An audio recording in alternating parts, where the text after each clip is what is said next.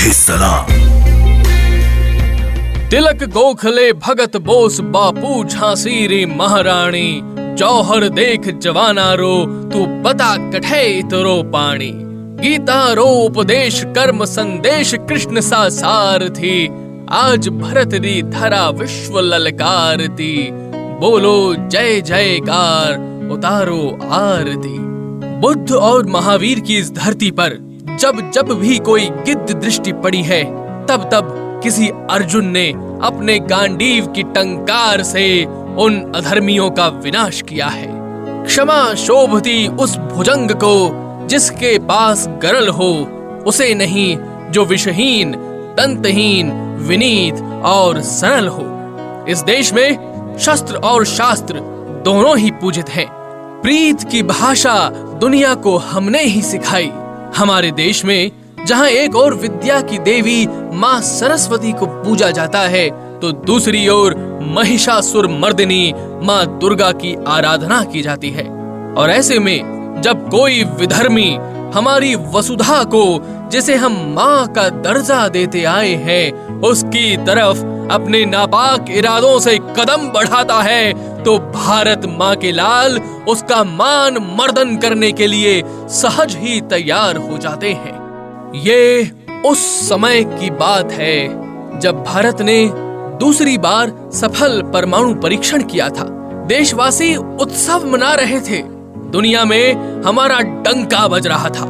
लेकिन पड़ोसी देश जो खुद भी बाहरी ताकतों का सहारा लेकर अपने को बड़ी परमाणु शक्ति मान बैठा था, 3 बार आमने सामने की लड़ाई में मुंह की खाने के बाद ऐसे में एक बार फिर वो अपने को भारत के विरुद्ध तैयार कर रहा था। सर्दियों में हमारे जवान कारगिल क्षेत्र की कुछ पहाड़ियों को खाली कर देते थे और गर्मियों में फिर वहां ठिकाना बना लेते थे। और इसी का फायदा उठाया पड़ोसी मुल्क की सेना ने, जो सपने देख रही थी पहले कारगिल, फिर सियाचिन और फिर लद्दाख को अपने में मिलाने का, एक नई ही अंतरराष्ट्रीय सीमा रेखा बनाने का। लेकिन मुश्किल तो हमारे लिए भी पैदा हो ही चुकी थी। ये एक ऐसा युद्ध था जो भारत को दुश्मन के खिलाफ अपनी ही जमीन पर लड़ना पड़ा था। वो हमारी सीमा में बहुत अंदर तक आ चुके थे और साथ ही एक धमकी भी कि अगर तुमने हमारी बात नहीं मानी तो परमाणु युद्ध छिड़ सकता है। भारत इस बात को समझ चुका था और हमने फैसला किया कि हम किसी भी हालत में सीमा का अतिक्रमण नहीं करेंगे और साथ ही दुश्मन सेना को उसके देश वापस खदेड़ने की प्रतिबद्धता भी दर्शाई। फौज को निर्देश दिया गया, सैनिक तैयार थे। गोरखा राइफल्स का नेतृत्व कर रहे थे कैप्टन मनोज कुमार पांडे। कैप्टन साहब सीतापुर उत्तर प्रदेश के रहने वाले थे, जो बाद में पढ़ाई के लिए परिवार समेत लखनऊ बस गए थे। सैनिक स्कूल में पढ़ाई के दौरान ही उनमें देशभक्ति का अमिट जज्बा भर गया था। हर तरह की एक्टिविटी में शामिल होने वाले मनोज को जब एनडीए में भर्ती होने से पहले माँ के वात्सल्य प्रेम ने रोकने की कोशिश की, तो भी वो रुके नहीं। बचपन की उन वीरों की कहानियों का हवाला दिया जो माँ ने ही उन्हें सुनाई थी। भगत सिंह की माँ का उदाहरण देकर उसे प्यार से राजी कर लिया मनोज पांडे ने और चल दिए मंजिल की तरफ। इंटरव्यू के दौरान जब उनसे पूछा गया कि वो आर्मी में भर्ती क्यों होना चाहते हैं, तो जवाब था कि मुझे परमवीर चक्र पाना है। वो कहते थे कि जब तक मैं अपने खून को साबित न कर दूं, मौत मेरे करीब भी नहीं आ सकती, और अगर वो आई तो मैं मौत को भी मौत के घाट उतार दूंगा। जय मां काली, आयो गोरखाली।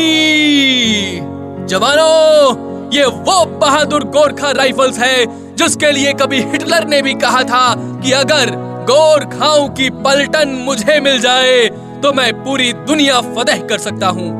आज दुश्मन हमारी जमीन पर घुस आया है, तुम्हें अपने पुरखों की कसम, ये इम्तिहान की घड़ी है, जीत हमारी होगी। जय मां काली, आयो गोरखाली।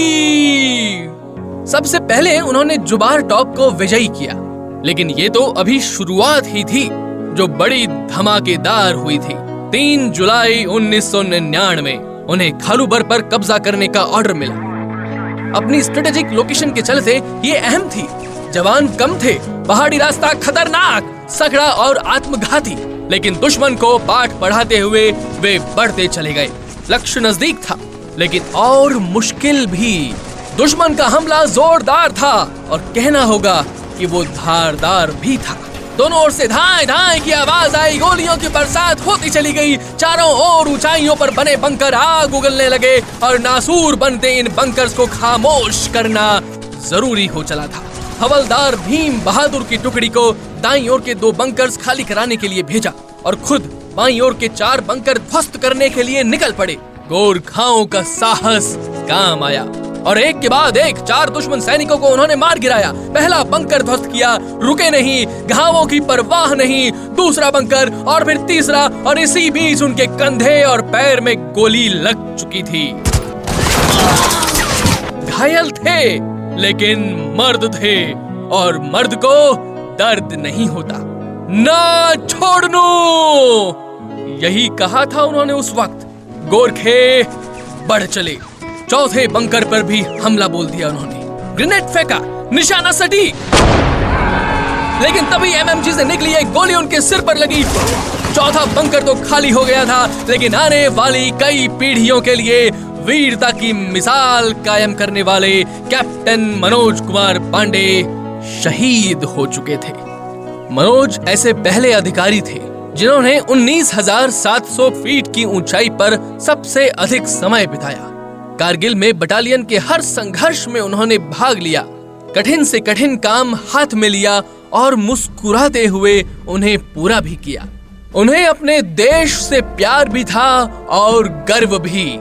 ऐसे वीर का सपना साकार भी हुआ। उन्हें परम वीर चक्र की प्राप्ति हुई। ऐसी वीर आत्मा के बारे में कहने के लिए श्रीमद् भगवत गीता का एक श्लोक ध्यान में आता है।